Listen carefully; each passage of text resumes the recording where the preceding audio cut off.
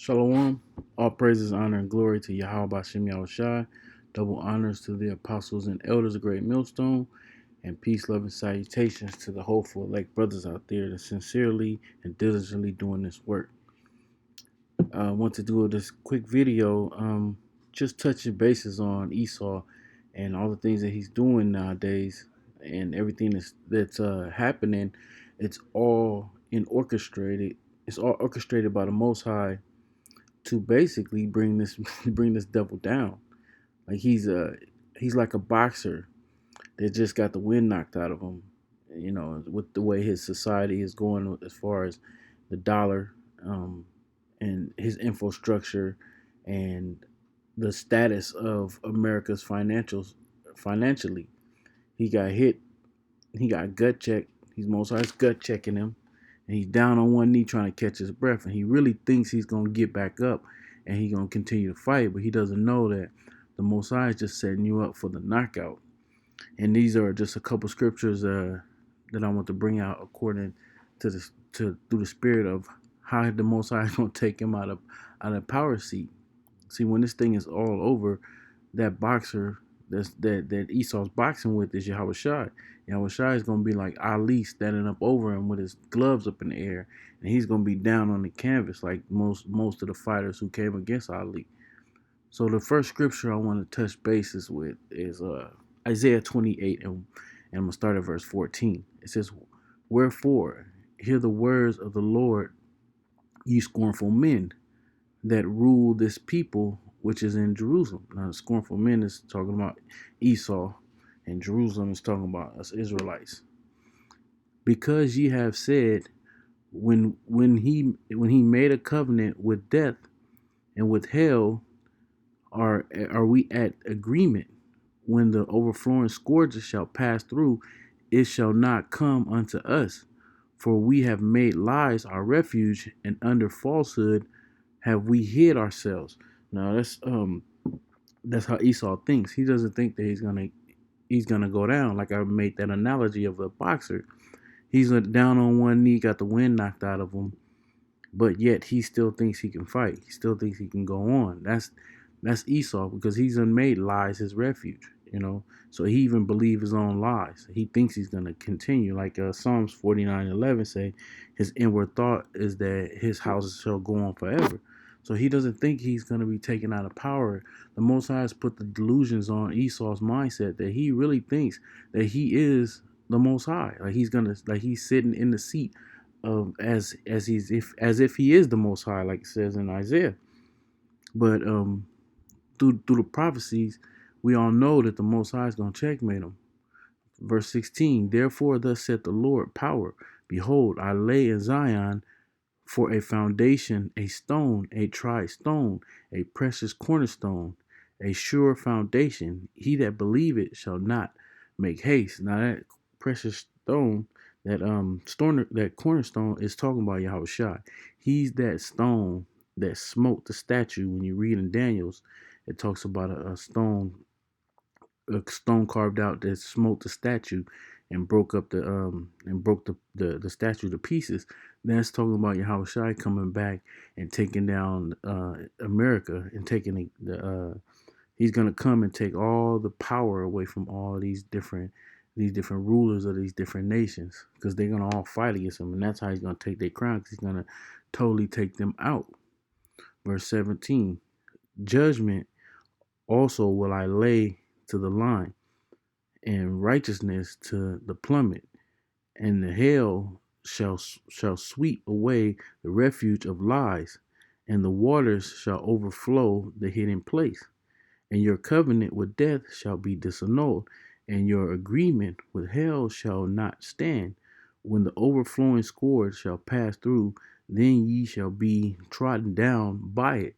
So his agreement with hell and his covenant with death is going to be disannulled. So he won't be able to put this mass death that he's putting on our people, and he's going to kill a lot more people. See, what people not understanding what's taking place is during these hurricanes.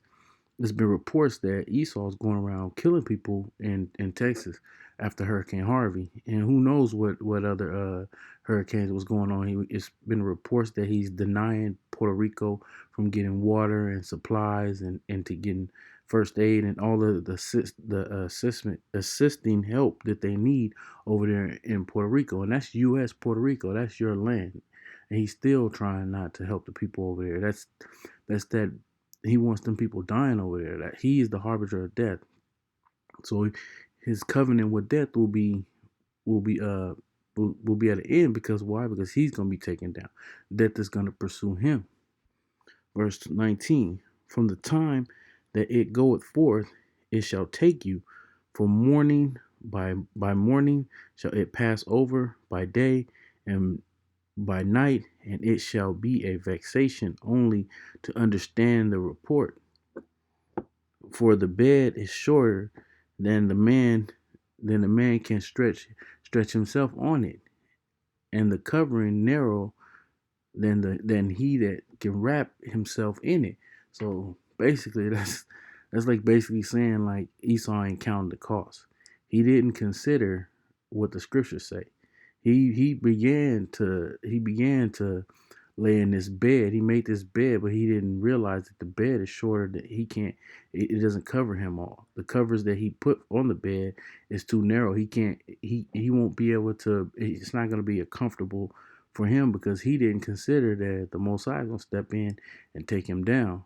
So it's like he didn't count the cost, which is one thing that the scriptures tell us as men that come into this knowledge, and it's true, is to count the cost that you have sufficient funds or that you have what it takes to finish the race. Esau didn't do that. This is Job. And the next couple of scriptures are going to be actually the rest of the scriptures going to be dealing in the book of Job. Because Job actually goes in a lot, man. Job hated Esau. And the Most High used Job to bring forth a lot of prophecies regarding Esau. This is Job 20, and I'm going to start at verse 23. It says, when he is about to fill his belly, the Most High shall cast the fury of his wrath upon him, and shall rain it upon him while he is eating. So when he is about to fill his belly, meaning when he's setting up his new world order and he's getting his chip in place to chip the people, and he's gonna invade Iran. Everything he has that he has in place that he wants to execute, so he can take over as the world dominant and enslave everyone, and so he can rise to the top as God as he proclaims. That's basically him trying to fill his belly, meaning when he wants to eat, when he wants to perform his enterprise, when he wants to basically, when everything is set up and he wants to, basically do it. That's when the Most High is gonna cast his fury of wrath upon him and rain it upon him. Verse 24: He shall flee from the iron weapon, and the bow of steel shall strike him through. Now, the iron weapon, the bow of steel, represents those nuclear missiles. Him being shot 200 million missiles here on America, and it is drawn and cometh out of the body.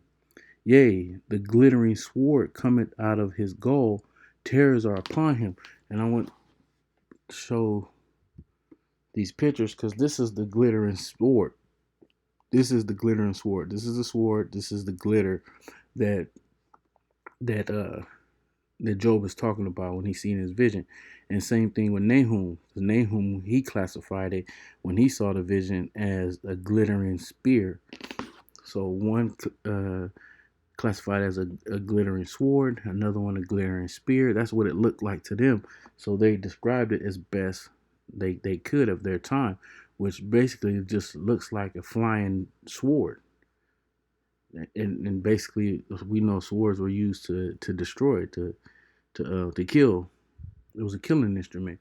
Same thing at this time. That they're describing what they're seeing, and it looks just like a glittering sword. So I'm gonna read that part again. It says, "It is drawn and cometh out of the body, yea, the glittering sword cometh out of his gall. Terrors are upon him. All darkness shall be hid in his secret place. A fire not blown shall consume him.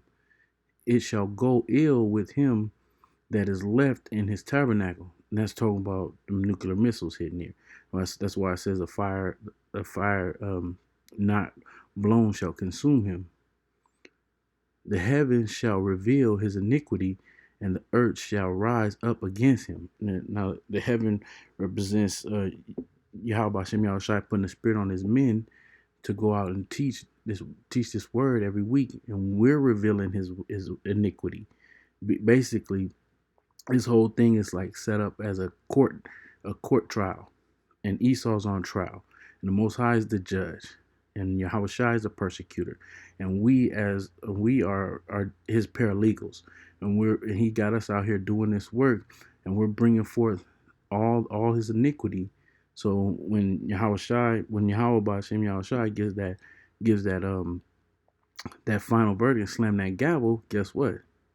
The angels gonna come with Yahushai. The angels represent the bailiff to carry you off to your sentence, which is this is a death sentence. You're gonna be put to death. Like Esau likes in his courtroom, he likes to put you on death row, and you sit on death row for years and years and years. Then you get carried away to your execution date, and you get executed. Well, your execution is coming at an instant. So we waiting for this day to come. So at the end of the day, Esau, you could do whatever you want to do, but your court date is gonna come and you're gonna be executed. And actually, let me take that back. You're gonna be destroyed, but the elites, you're gonna go straight into slavery. So you're gonna be sitting on death row, but you're not gonna sit in the cell. You're gonna be sitting in slavery, where you're gonna build up our kingdom for 1,000 years, and then you're gonna get your execution date. Then you're gonna, after 1,000 years, you're gonna be sit down and you're gonna be kindled as a fire, and you're gonna be barbecued, and that's gonna be a glorious day. So let me get back into this. It says, the heavens reveal his iniquity. So we revealing your iniquity through the power of Yahweh Shem Yahushai. It says the earth shall rise up against him. The earth rising up against him represents these other nations that they're gonna shoot these nuclear missiles on Esau.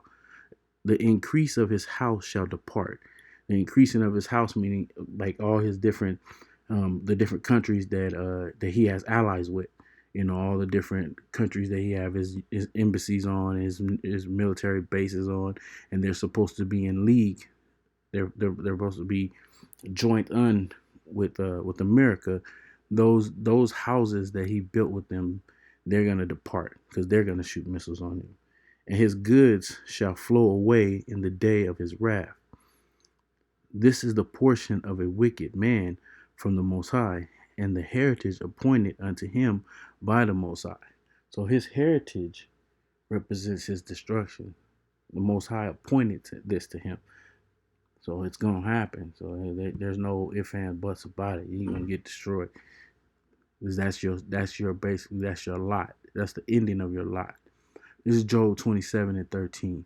This is the portion of a wicked man with the Most High, and the heritage of oppressors, which they shall receive of the Almighty. If his children be multiplied, it is for the sword, and his offspring shall not be satisfied with bread. Those that remain of him shall be buried in death, and his widows shall not weep.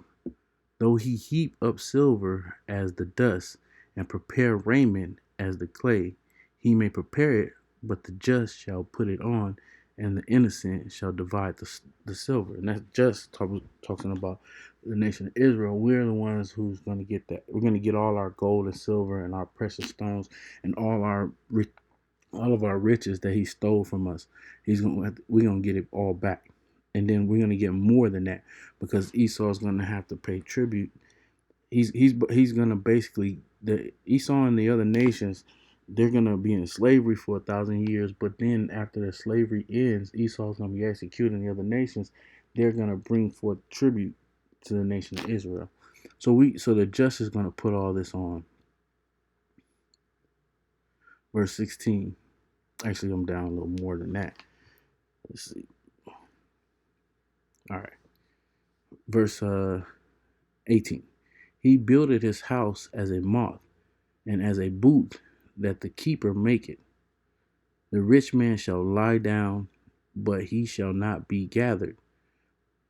He opened his eyes, and he is not. So basically, Esau, you're gonna open your eyes, and you're gonna actually come a day where you're gonna see, which I believe the elites, they see it already. They know.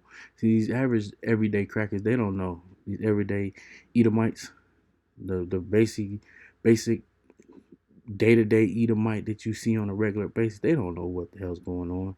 They have no clue. But they're the men that lead their nation, which is the elites. They know exactly what's going on, and it terrifies them that the Most High. See, it was one thing when you saw the prophets out there. You start seeing the Southern Kingdom out there.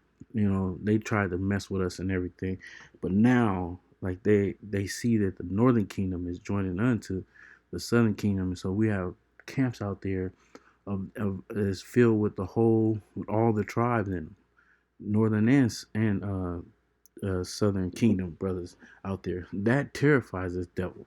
The elites, their eyes are open, because what do they know? They know that, okay, if they out here now, that must mean this is about to be coming to an end. So that's why they're gonna move faster to try to perform their enterprise. They're gonna move quickly. The Most High gonna put the angels on their mindset to make them start speeding things up.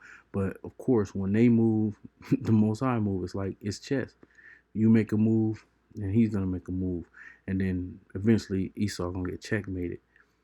So they're gonna move forth on this, but then they're gonna have backup plans.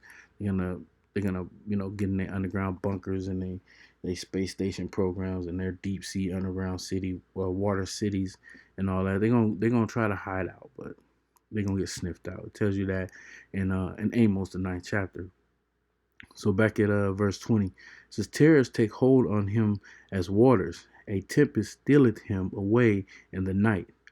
The east wind carried him away, and he departed, and as a storm hurleth him out of his place. And this is all talking about Yahushua coming and taking Esau down, meaning he being removed out of the power seat, and New Jerusalem being set up, meaning the new rulership in righteousness being set up. So he's coming down, and the Most High setting up the kingdom of heaven to Israel. Verse 22 says, for the Most High shall cast him and not spare. He would fain flee out of his hand. Men shall clap their hands at him and shall hiss him out of his place. And we as the men of the Lord willing, hopeful elect, we're those men that when we go out and week in and week out doing this work, making these videos, that's a portion of us clapping our hands and hissing at him out of his place, because we're the ones that's bringing this truth out more and more, putting a magnifying glass on him so people can see what's really going on. And then our prayers, praying for the Most High to take this devil down, get him out of power. So the last scripture I want to go into is Job, the 5th chapter, starting at verse 12. He disappointed the device of the crafty, so their hands cannot perform their enterprise. Now, the crafty represents Esau, the so-called white man, starting with the elites, and the enterprise is their new world order. And his devices are all the things that he set up in place to set his new world order up. Him getting the chip off, him using his heart program, him that using his media and his television, our news outlets, all the lies, everything that he set up to perform, basically all the things he has set up to lie to the people or to deceive the people. These are his devices that he used in a crafty way, so he can set things up, so he can start up his new world order. He taketh the wise in their own craftiness, and the counsel of the forward is carried headlong. So the Most High, he's gonna stop this devil from actually. He's gonna get his new world order set up, and he's going to start to perform it, but he's going to be disappointed because Yahweh Shem Shai is gonna basically throw the monkey wrench in the middle of his program, and he ain't gonna be able to get it going the way he expects to have it going. So Most High is gonna give you a taste of what you think you're gonna have, but then he's gonna snatch it away from you. Verse 14: the meat with darkness in the daytime, and grope in the noontime, in the noonday, Salakia, as in the night. But he saveth the poor from the sword, from their mouth, and from their hands of the mighty. So the poor had hope. The iniquity stoppeth her mouth. So the poor, that represents the elect, because that's who the Most High is going to be with. That's who the Most High is going to protect in these times. Behold, happy is the man whom the Most High corrected. Therefore, despise not the chastening of the Almighty. Now, from the rest of this scripture is but basically starting at the beginning of this scripture is talking about how Esau is gonna try to get his new world order going, but then the Most High is gonna talk about how he's gonna disappoint and stop that, and then he talks about how he's gonna be there for his elect. This is a beautiful, from this portion of Job from the 5th chapter is on down is beautiful because it's giving you the sequences of events. So all we as the hopeful elect have to do is just pray that the Most High keep us, and that he number us amongst his elect, so we can have this portion of the scriptures carried out on our behalf. This is verse 15. But he saveth the poor from the sword, from their mouth, and from the hands of the mighty. Now that's talking about Esau, where no matter what you find yourself in, whatever sword you have coming your way, whether Esau carried you off into a concentration camp somewhere, or you find yourself your head in a guillotine, or whatever situation you find yourself in, just keep the faith, because the Most High delivers you out of their mouth, take their hand of the mighty off of you. And if it comes down to it, you have to suffer as a martyr. Take it cheerfully and take it honorably, because that's an honorable thing to be a martyr for Yahweh Shem Yahushai. So whatever the situation is, you cover it either way it go. So we just hope and pray that we're part of that number that has that covering. Verse 16, so the poor had hope. The iniquity stopped her mouth. Behold, happy is the man whom the Most High corrected. Now those are the men that the Most High corrected is the elect, because the elect, we were all in the world at one point in time, but the Most High took us out of the world, showed us that we were doing things wrong, and he corrected us, meaning brought us into this knowledge. Therefore, despise not the chastening of the Almighty, because when that chastening comes, that means the Most High is dealing with you. That means he loves you and he's there for you. He's doing that chastening on you to build you up, to strengthen you, so you'll be okay during these times when these things happen. Because on the contrary of popular belief, these the so-called Christians, all these people who claim to love the Most High, they feel like if you're being chastened, the Most High ain't with you. But if you're prospering, then the Most High is with you, and that's not the case. For he that maketh sore and bind it up,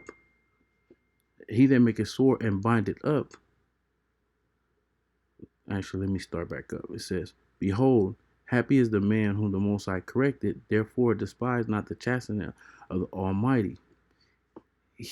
For he make it sore and bind it up. He wounded, and his hands make whole. He shall deliver thee in 6 troubles. Yea, in 7 there shall no evil touch thee. So, in that represents the deliverance, because he's going to deliver us in the 7th trouble. It's like he shall deliver us in the 6th trouble. In the 7th trouble, the elect shall be in those chariots. Verse 20, in famine he shall redeem thee from death, and in war from the power of the sword. Thou shalt be hid from the scourge of the tongue, neither shalt thou be afraid of destruction when it cometh. So when these things happen, the Most High is going to put that spirit on his elect men and the women and the children that are with these men, and the friends of the prophets and whomever the Most High have mercy upon. They're not going to be afraid in these times. They're not going to fear in these times, because the Most High said he didn't give us the spirit of fear. Now we're gonna be scared because it's gonna be scary times. But the Most High is gonna give you that spirit to get through it. At destruction and famine thou shalt laugh, neither shalt thou be afraid of the beast of the earth. Why is that? Because the Most High is gonna be providing for those men, those his elect. He's gonna provide for them. And you ain't gonna be afraid of the different beasts that's running out through the earth that's gonna be tearing people up. Newly created creatures, different animals that were in the zoos, because it's gonna be total destruction out there. You're gonna have different animals and beasts that are running through, and they're gonna be eating and tearing people up too. Verse 23: For thou shalt be in league with the stones of the field, and the beast of the field shall be at peace with thee. I want to go into this. Look up this word real quick, because it says that thou shalt be in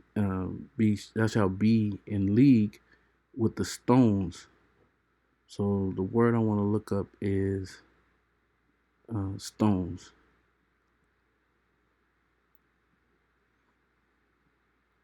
Now, there's a list of all these different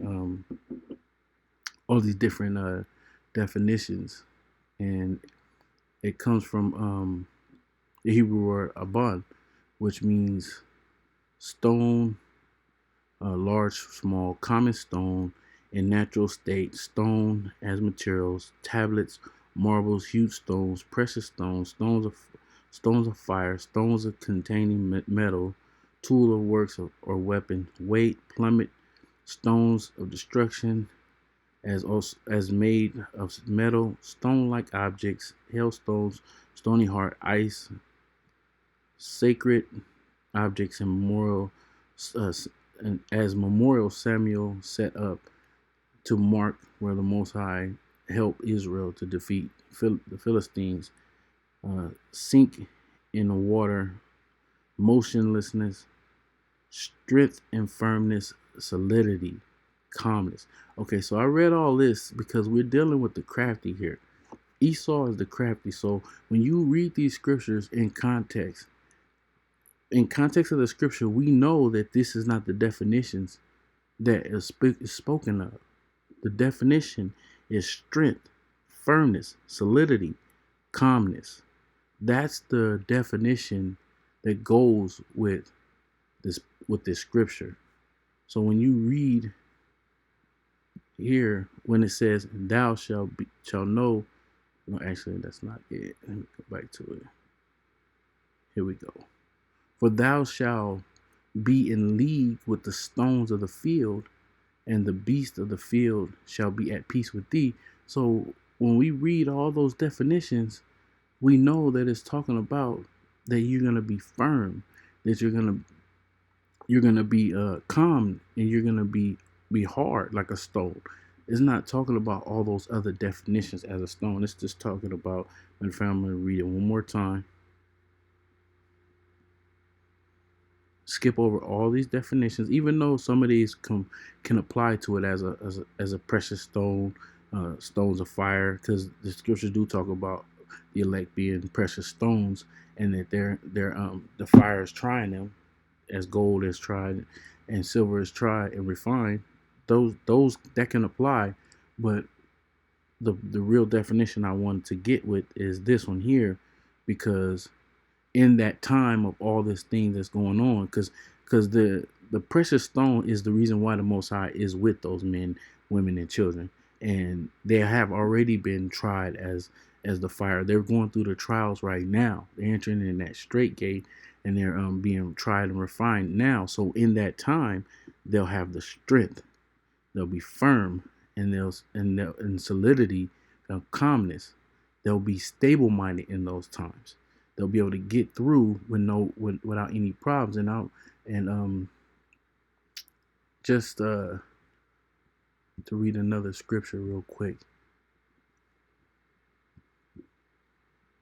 Isaiah 33 and the 6th verse. It says, and wisdom and knowledge shall be the stability of thy times, and strength of salvation.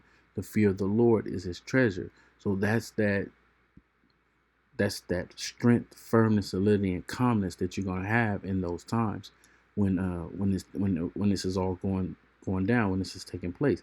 And then it says that the beast of the field shall be at peace with thee. So those newly created creatures, all those different uh, ferocious dogs, all your different zoo animals that's going to be let out, and all the different beasts that are out there, they're not going to be there for you. They're not going to have any they're not going to have any if they're not going to have any interactions with you unless they might be protecting you. The Most High may have one of these beasts tear up anybody who try to mess with you. So in these times, this is how the Most High is. That's why it says that at destruction and famine thou shalt laugh. Neither shalt thou be afraid of the beast of the earth. Why? Because the beast will be at peace with you, and you'll be calm, and you'll be strong, and you'll have that firmness when these things are taking place. Verse 24. It says, "Thou shalt know that thou." It's like that, and thou shalt know that thy tabernacle shall be in peace, and thou shalt visit thy habitation and shall not sin. Thou shalt know also that thy seed shall be great, and thy offspring as the grass of the earth. So in that time, you and your woman or women, because the Most High is going to multiply women into these just men, and then their children, they will all be cared for in that time.